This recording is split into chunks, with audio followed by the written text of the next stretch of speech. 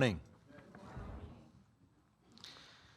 It is great to be with you this morning. I want to extend our gratitude to Pastor for inviting us and the rest of the leadership here for allowing us to come and to report to you.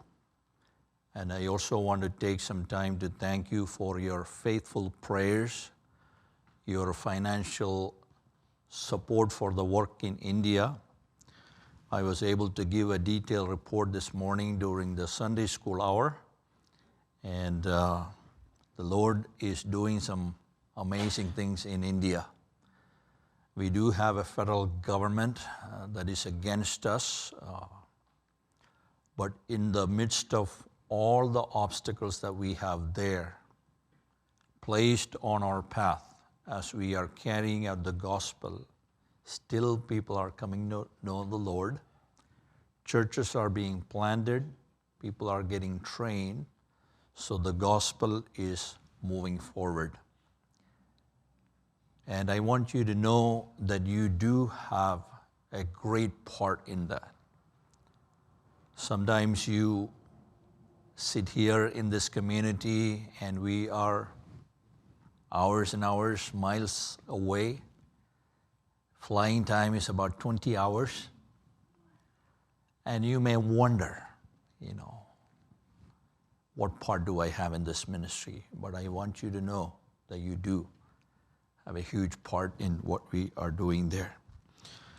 I want to thank you again for your sacrificial giving. You have been with us, I don't know for how many years, but on behalf of our co-workers and the ministry in India, we thank you for your partnership. My wife Julie is here with me this morning. We have 2 children. Joshua is a student at Lancaster Bible College, and he's 21.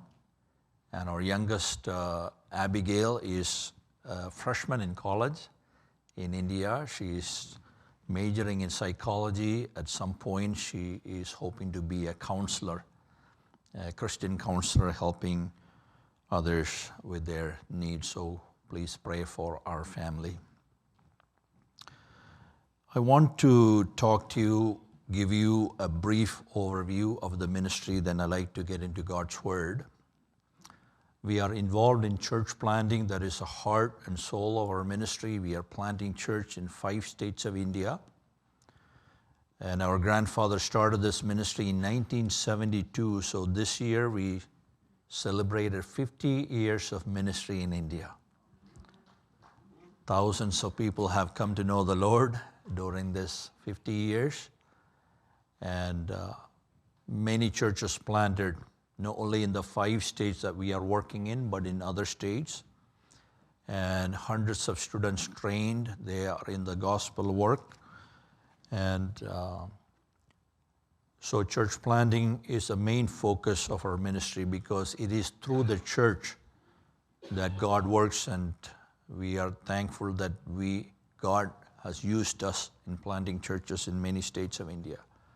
Bible college is another key part of our ministry. That's where Julie and I spend a lot of our time training these young men and women for ministry. And this year we have 45 students. We are praying and we are planning so that we can take in more students that will require more space, buildings, and so on and so forth. That's one of the reasons why we come to the U.S. every now and then to raise some funds for the ministry. So please do pray for that part. A Christian day school is there, and we have other things that we do, but this is the summary of what we are doing there: church planting and training and the day school. This morning I'd like to talk to you about the mysterious work of God in missions. The mysterious work of God in missions. As I stand here, see, I'm a stranger to you from India, and how did I come here? That's what I'd like to talk to you about this morning. Some of you are active in missions. I'm not talking about going overseas and serving on the mission field, but you, wherever God places you, you faithfully give out the gospel. Some of you are active in the sense of you give towards missions. And some of you are probably, you pray for missionaries faithfully. I understand that some among you, you are doing all three.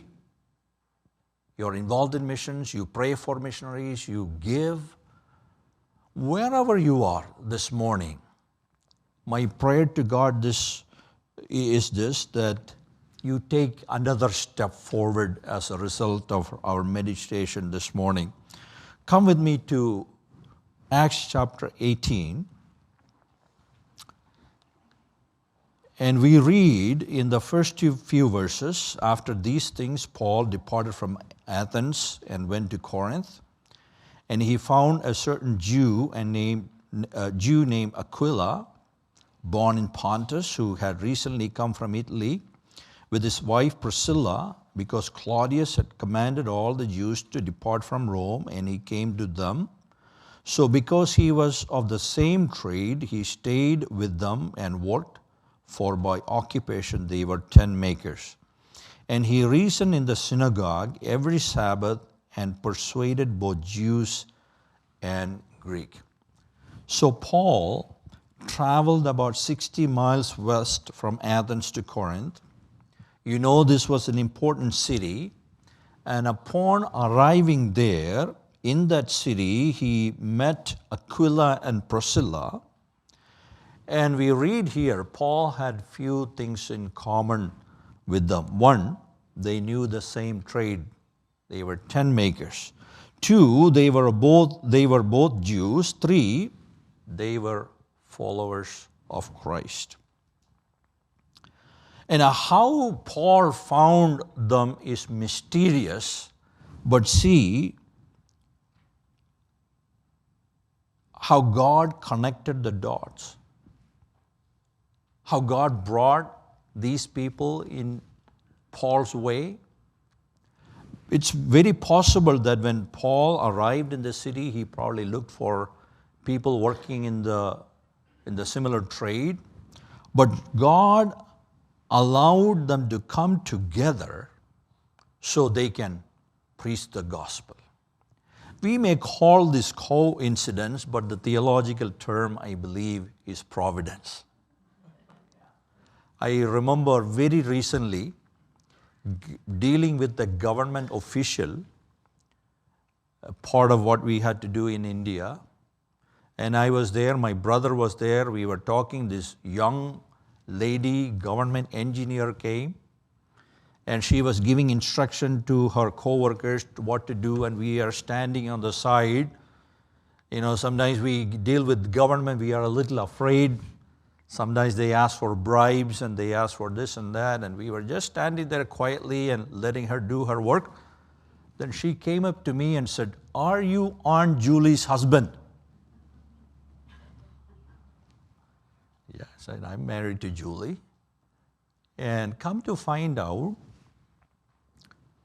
this engineer who had to approve our project was Julie's first cousin's daughter. I think I attended a few funerals in her family and some weddings. Somehow she recognized me, and that made the process so easy. See, it's kind of what happened here. Paul went there. He needed co-workers. He needed funds to work. He needed a place to stay, and God did all that for him. We read in verse number 4, he reasoned in the synagogue every Sabbath. So he had a ready-made audience, guaranteed audience, great gathering, and things came together for him to preach the gospel. And if you have any familiarity with ministry, I think you can testify to this morning. When you take a step a faith in ministry, the God of the gospel will place people in the way for the progress of the gospel. I think that's what happened here. A complete stranger from India can come to this church. I look at Tankanik, I can't even pronounce. I think the spelling is so weird, but I come here and I feel at home. You greet us, you treat us well, you share God's love with us. You're partners in ministry. When I started ministry, I didn't even know that such church existed here. But God in His providence, He is filling the dots, leading us to the right people, right places, right churches, so the gospel can go forward. It was a few years back, our day school. It's an amazing school. We are not able to teach theology, and we are not able to give directly the gospel because some restrictions are there. But we have students, Muslim students, Hindu students attend there. One day, we get a letter from the government asking for last 15 years of all our financial records. Because somebody sent a complaint that we are doing something illegal. We were worried. My brother was over here attending seminary. I sat with the business manager. We prayed about it. We talked about it. We have all the records, but we didn't know 15 years. And the letter said, this is the third and final notice. If you don't respond properly, we will close you down.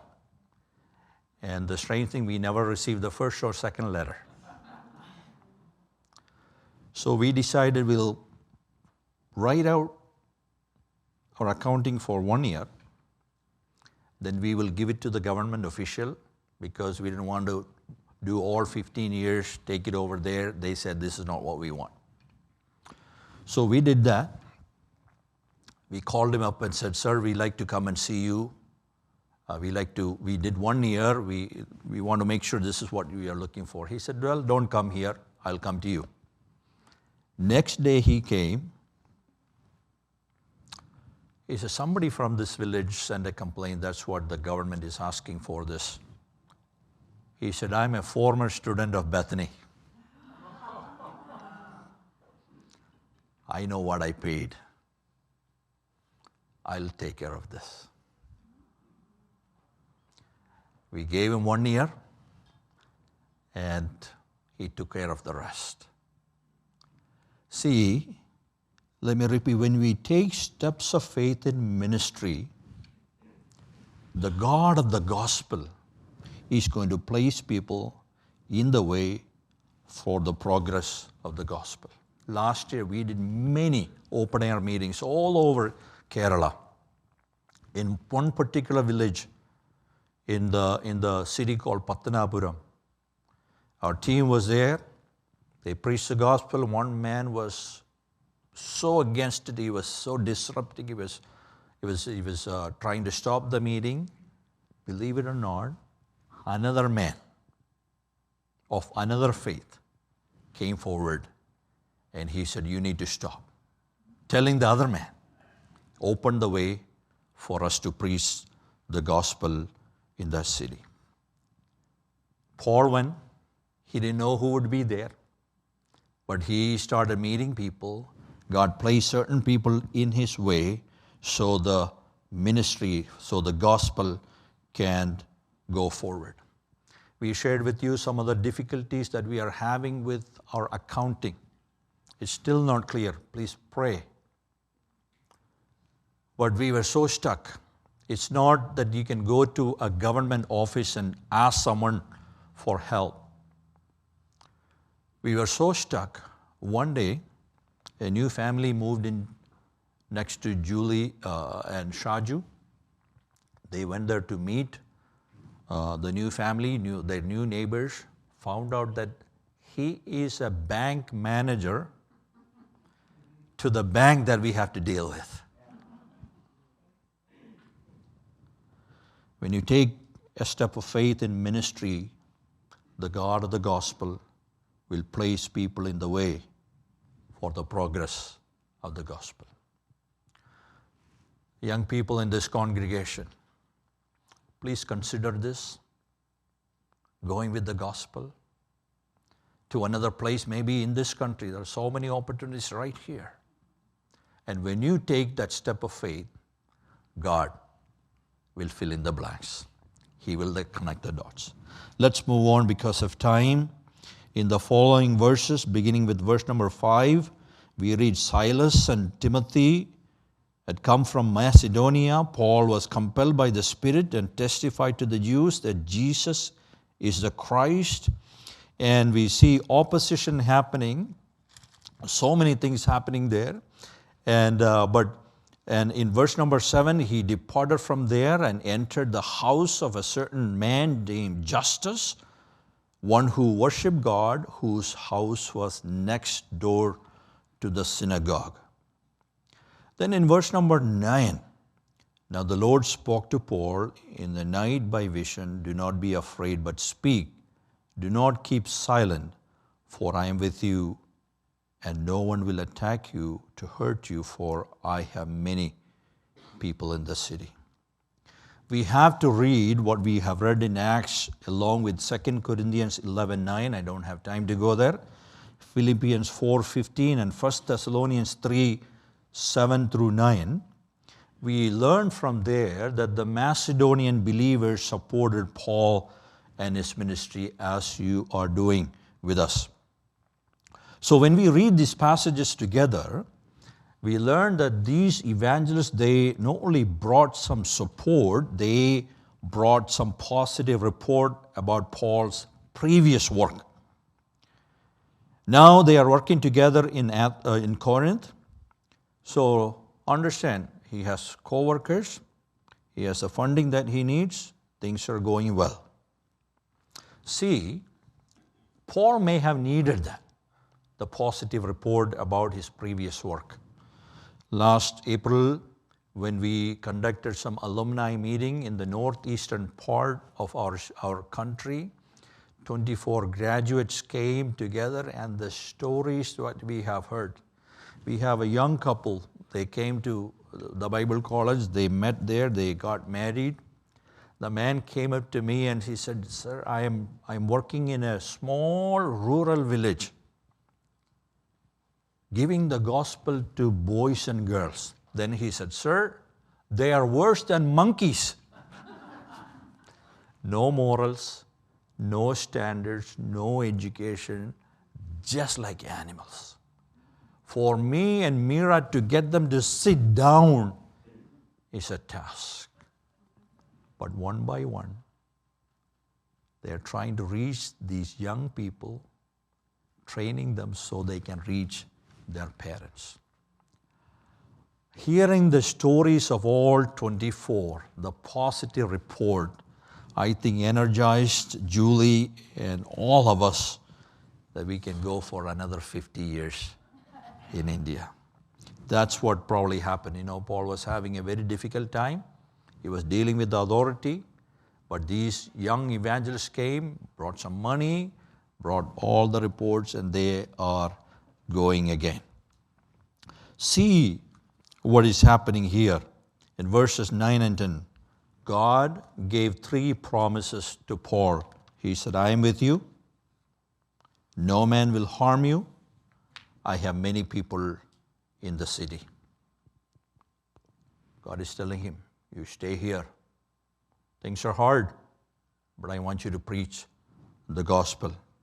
I still have many people in the city that I want you to reach. Same thing. We shared this with Pastor this morning. Sometimes when things get hard, we say, "Lord, come." Then we see 1.3 billion people in our own country, and we say, "Lord, don't come. Allow us to preach some more and win some more people with the gospel." I want to point out what happened here quickly. Paul went to Corinth alone, and God provided him work and co-workers. Paul was not effective with the common Jews, but some of the leaders came to Christ. Paul was not received well in the synagogue, but right outside of it, God prepared a home for him. The religious leaders opposed Paul, but God used the government to protect Paul.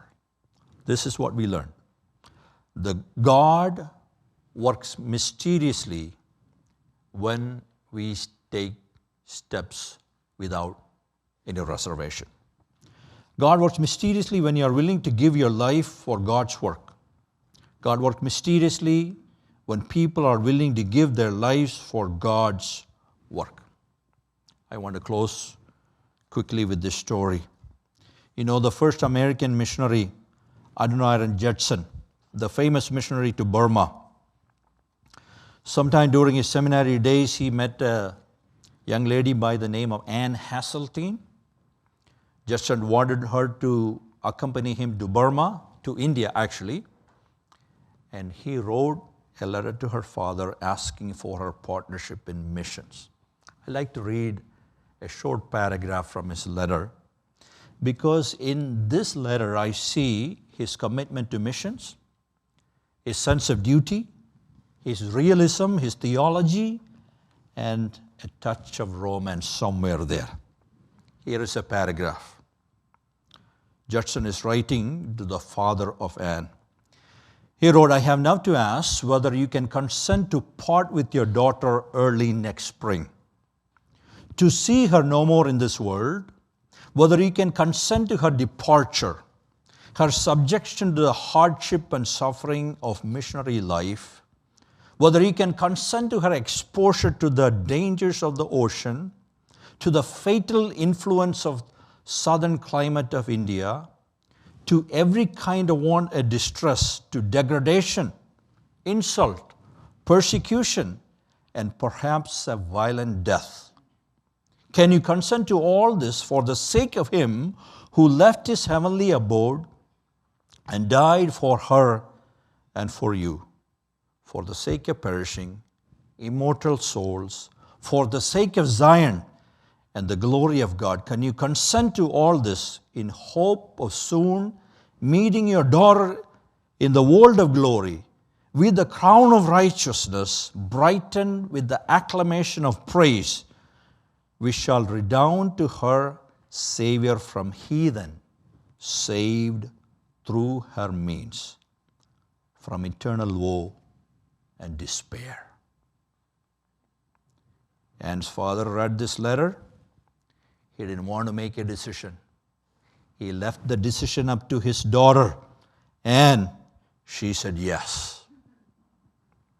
At the age of 23, on February 1, 1812, he sailed to Burma with his wife of 12 days. But what I want you to know is this.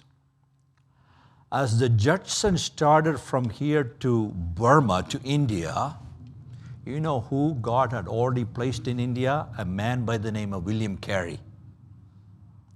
Judsons arrived in India, met with Carey and his two companions, William Ward and Joshua Marshman.